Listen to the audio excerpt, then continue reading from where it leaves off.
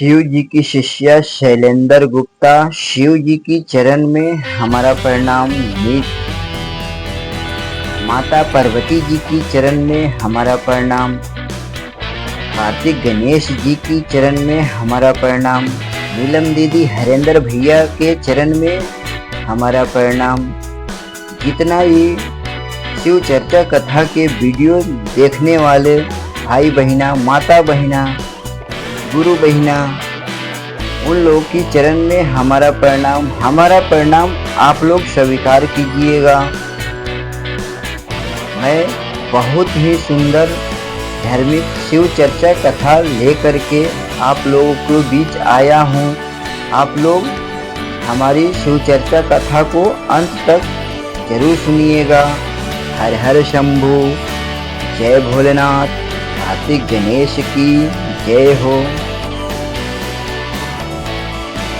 एक गांव में पंडिताइन रहती थी। अब मनुष्य जाति में पंडिताइन जाति को बहुत श्रेष्ठ माना जाता है। पंडित जाति को इसलिए श्रेष्ठ माना जाता है, पूजा पाठ, भक्ति भाव और साधना के मामले में पंडित जाति को बहुत श्रेष्ठ माना जाता है, क्योंकि पूजा पाठ, भक्ति भाव और साधना के मामले में बहुत अच्छा जाति का होते हैं। ऐसे ही उस गांव में एक पंडिताइन रहती थी। वह शिव जी की बहुत पूजा पाठ करती थी, ओम नमः शिवाय के पाठ करती थी और सुबह के ये उसकी रूटीन था। सुबह में जगती थी तो नित्य कर्म करके नहा करके उसी गांव में एक बहुत प्राचीन शिव जी का मंदिर था, उसमें जाती थी। शिव जी के ऊपर जल वगैरह अर्पित करती थी, ओम नमः शिवाय के पाठ करती थी। फिर उसके बाद वापस आती थी तो अपने घर के काम में लग जाती थी। ऐसे ही वो जाती थी मंदिर के रास्ते, तो रास्ते में एक वेश्या की घर पड़ता था। तो उस रास्ते से जब जाती थी पंडिताइन तो वेश्या को देखती थी। तो वेश्या के घर के सामने कुछ देर रुक करके देखने लगती थी और देखने लगती थी और मन में विचार आने लगता था कि काश मैं भी इसके जगह पे रहता तो हम भी कुछ शौक कर लेते। क्योंकि जो वेश्या औरत थी तो बहुत अच्छा कपड़ा पहनी रहती थी और गहना वगैरह पहनी रहती थी। वो देख करके पंडिताइन के मन में विचार चलने लगता था, सोचने लगती थी कि हम भी इसके जगह पे रहते तो शौक पूरा कर लेते।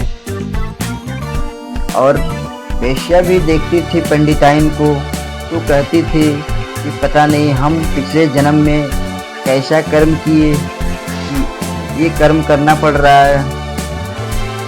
काश हम भी पंडिताइन की जगह पे रहते तो भगवान से जुड़े रहते, भगवान की पूजा पाठ करते। यही मन में विचार चलता था। तो ऐसे ही कुछ दिन बीता। सुबह में पंडिताइन आती थी तो देखती थी और मन में यही विचार चलता था कि काश मैं भी इसकी जगह रहता तो कुछ शौक कर लेता। और इधर वेश्या के भी मन में यही विचार चलता था कि काश हम भी पंडिताइन के जगह रहता तो कुछ भगवान की भक्ति भाव, पूजा पाठ, कीर्तन कर लेते। तो कुछ दिन बाद पंडिताइन की मृत्यु हो गया, इधर वेश्या के भी मृत्यु हो गया। दोनों के प्राण यमलोक ले गए, यमलोक के दूत ले गए यमलोक में। तो वहाँ शिव गुरु के पास ले गया दोनों का प्राण।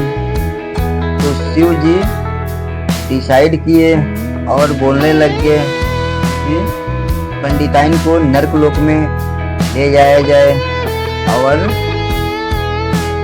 वेश्या को शिवलोक में ले आया जाए। तो पंडिताइन बोलने लग गई कि शिव गुरु, ये बताइए आप कि आपकी तो भक्ति भाव पूजा पाठ में पूरा जिंदगी बिता दिया, पूरी जिंदगी में आपके भक्ति भाव पूजा पाठ ओम नमः शिवाय के पाठ किया, तो हमें क्यों नरकलोक में भेजा जा रहा है? और वेश्या जाति का कर्म ऐसा है, नीच कर्म करती रहती थी, इसको क्यों अपने शिवलोक में जगह दे रहे हैं?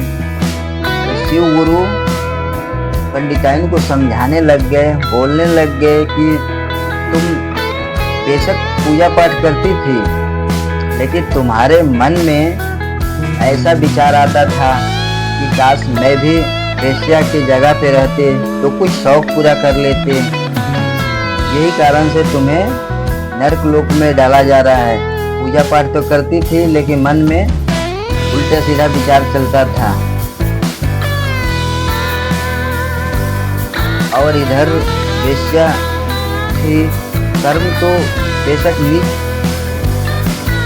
नीच कर्म करती थी, लेकिन उसके मन में ये विचार चलता था कि काश हम भी पंडिताइन की जगह रहते तो भगवान से जुड़े रहते, पूजा पाठ करते, कीर्तन करते। यही कारण से इसको हम शिवलोक में जगह दे रहे हैं।